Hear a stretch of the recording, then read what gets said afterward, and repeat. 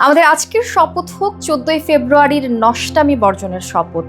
Valentine's day দেশের মাটি ও মানুষের সংস্কৃতি নয়, এই অপসংস্কৃতি বর্জন করুন, পবিত্র জীবন স্থাপন করুন। এক ফেসবুক পোস্টে এমন আহ্বান জানিয়েছেন আলোচিত ইসলামিক বক্তা আহমদুল্লাহ। 14 ফেব্রুয়ারি নিজের ভেরিফাইড ফেসবুক পেজে দেয়া এক পোস্টে তিনি প্রতিক্রিয়া ব্যক্ত করেন। ভ্যালেন্টাইন ডে বর্জনের আহ্বান জানিয়ে 3 লাইনের ফেসবুক পোস্টের বিস্তারিত লিখেছেন একটি কমেন্টে তিনি লেখেন, ধন সম্পদ আর জ্ঞান বিজ্ঞানে ওরা আমাদের চেয়ে 100 বছর এগিয়ে থাকলেও সুখী দাম্পত্য এবং টেকসই পরিবার ব্যবস্থাপনায় আমরা ওদের চেয়ে 200 বছর এগিয়ে আছি। ধন সম্পদে আমরা দরিদ্র হলেও শালীনতা ও সহজাত লাজুকতার এই সম্পদে আমরা সমৃদ্ধ।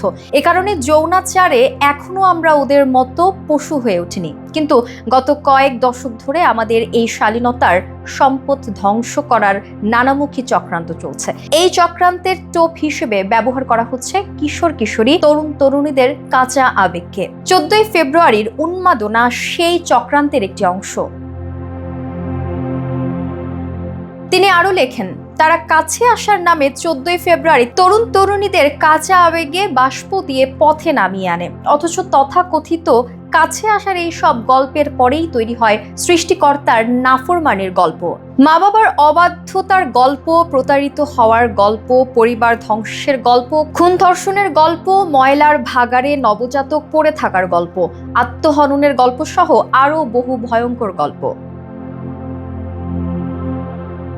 অভিভাবকদের উদ্দেশ্যে শায়ক আহমদুল্লাহ লেখেন, শ্রদ্ধেয় অভিভাবক বৃন্দ, 14ই ফেব্রুয়ারি নষ্টামির দিনে আপনার সন্তান কোথায় যায় খবর রাখুন। ওই দিন আপনি যদি মাথায় টুপি দিয়ে মসজিদে যান আর আপনার ষোড়শী কন্যা মাথায় ফুলের তোড়া বসিয়ে অভিসারে গমন করে, তবে কাল কিয়ামতের মাঝে এই টুপি ও নামাজ আপনাকে পুরোপুরি রক্ষা করতে পারবে না।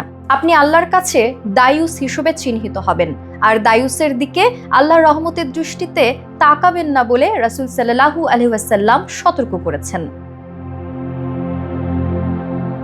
তাই আপনার সন্তানকে আগলে রাখুন, ভালোবাসা দিয়ে বোঝান, প্রয়োজনে কঠোর হন, তবুও আদরের সন্তানকে সর্বনাশের দিকে ঠেলে দেবেন না। আমাদের আজকের শপথ হোক 14ই ফেব্রুয়ারির নষ্টামি বর্জনের শপথ।